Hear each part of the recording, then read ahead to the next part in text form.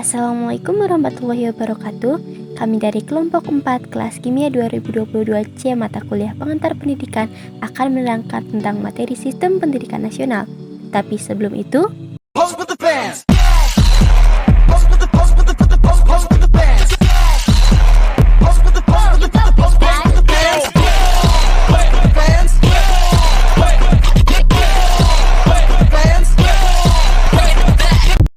baik, kita mulai saja di sini dengan pengertian dari sistem pendidikan nasional.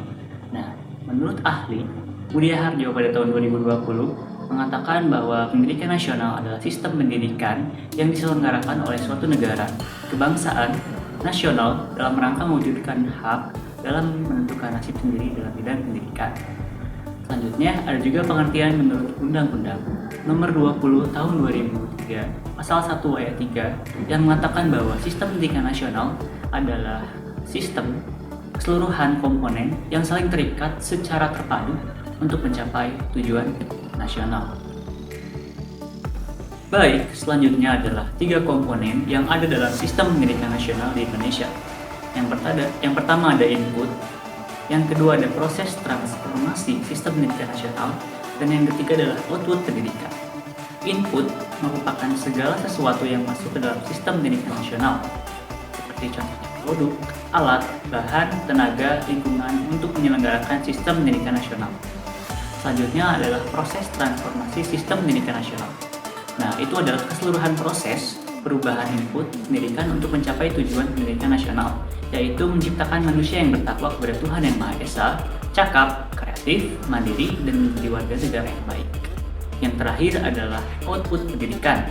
Nah, di mana output pendidikan ini adalah hasilnya berupa kualitas dan kuantitas manusia terdidik dari proses pendidikan ideal yang telah dilalui dengan melibatkan berbagai komponen pendidikan dari input tadi. Ya, begitu. Yang ketiga adalah instrumental input yang terdapat dalam sistem pendidikan nasional. Terdapat 2 komponen. Di sini ada sistem yang lunak dan juga yang keras. Yang lunak ini dimana bisa dibilang tidak tampak, seperti contohnya dasar sistem pendidikan nasional Indonesia, visi dan misi sistem pendidikan nasional Indonesia, isi dan kurikulum pendidikan. Selanjutnya adalah untuk yang tampak atau yang keras, perangkat kerasnya, seperti contohnya tenaga pendidik dan kependidikan, sarana dan prasarana, teknologi dan biaya pendidikan. Sekian. Selanjutnya ada komponen input atau masukan pendidikan. Input dalam sistem pendidikan nasional adalah segala sesuatu atau informasi tentang produk, bahan baku, alat, dan lingkungan yang digunakan untuk menyelenggarakan transformasi dalam sistem pendidikan nasional. Input dibagi menjadi 3, yaitu raw input, environmental input, dan instrumental input. Yang pertama ada subkomponen input, raw input. Raw input adalah segala bentuk informasi yang berkaitan dengan kualitas dan kuantitas para peserta didik. Yang kedua, subkomponen input, instrumental input. Instrumental input adalah segala bentuk alat, tenaga, dan bahan yang diperlukan dalam melaksanakan operasional untuk melaksanakan sistem pendidikan nasional. Yang ketiga ada subkomponen input, environmental input. Environmental input adalah segala bentuk lingkungan yang perlu diperhatikan dan dijadikan patokan untuk mengembangkan transformasi sistem pendidikan menuju tujuan yang hendak dicapai. Selanjutnya ada proses transformasi dalam sistem pendidikan nasional. Proses transformasi dalam sistem pendidikan nasional adalah keseluruhan proses perubahan input pendidikan untuk mencapai tujuan pendidikan. Pada intinya, proses transformasi tertuju menjadikan para peserta didik menjadi manusia yang terdidik baik dalam aspek kualitas maupun kuantitas. Terdapat 2 pendekatan dalam proses transformasi sistem pendidikan nasional. Pendekatan yang pertama adalah dengan pendekatan manajemen pendidikan.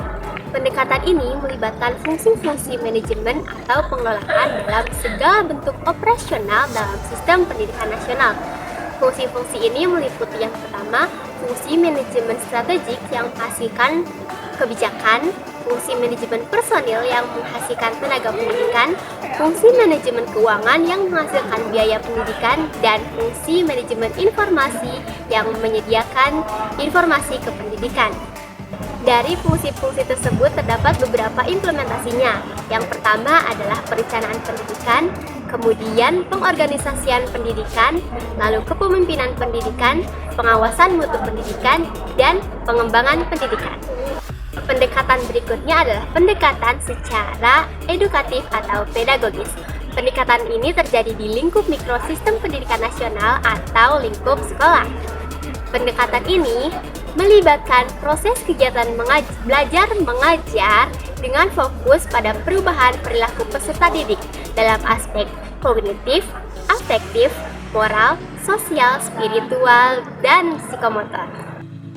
Dalam redaksi pasal 19 ayat 1 dikatakan mengenai ciri proses pembelajaran standar, yaitu interaktif, inspiratif, menantang, memotivasi peserta didik untuk berinteraksi dan berpartisipasi, kemudian menyediakan ruang bagi peserta didik untuk kreativitas dan prakarsa. Sementara itu, bentuk aktivitasnya meliputi pendidikan, pengajaran, bimbingan, dan latihan. Dalam penyelenggaraan pendidikan diterapkan 6 prinsip. Menurut Undang-Undang Nomor 20 Tahun 2003 tentang Sistem Pendidikan Indonesia, ke-6 prinsip tersebut meliputi: pertama, pendidikan harus diselenggarakan dengan demokratis dan berkeadilan. Yang kedua, pendidikan harus diselenggarakan dengan suatu kesatuan yang sistemik. Yang ketiga, pendidikan harus diselenggarakan sebagai suatu proses pembudayaan dan pemberdayaan peserta didik. Yang keempat, pendidikan harus diselenggarakan dengan memberikan keteladanan, membangun kemauan, serta mengembangkan kreativitas dari peserta didik. Yang kelima, pendidikan harus diselenggarakan dengan membangun budaya membaca, menulis, berhitung pada seluruh komponen masyarakat. Dan poin yang terakhir, pendidikan harus diselenggarakan dengan melibatkan seluruh komponen masyarakat, baik dalam penyelenggaraannya maupun dalam sistem pengendalian mutu dari layanan pendidikan. Nah, ke-6 prinsip tadi, ketika diterapkan dengan baik, akan membawa pendidikan untuk menghasilkan output yang ideal. Output ini dapat berupa kecerdasan intelektual, kecerdasan sosial, kecerdasan spiritual, dan juga membawa peserta didik untuk menjadi pribadi yang lebih baik, anggota masyarakat yang baik, serta tidak lupa untuk membawa peserta didik menjadi hamba Tuhan yang baik. Sekian hasil pemaparan materi dari kelompok kami. Selanjutnya akan dibuka sesi tanya jawab. Terima kasih. Wassalamualaikum warahmatullahi wabarakatuh.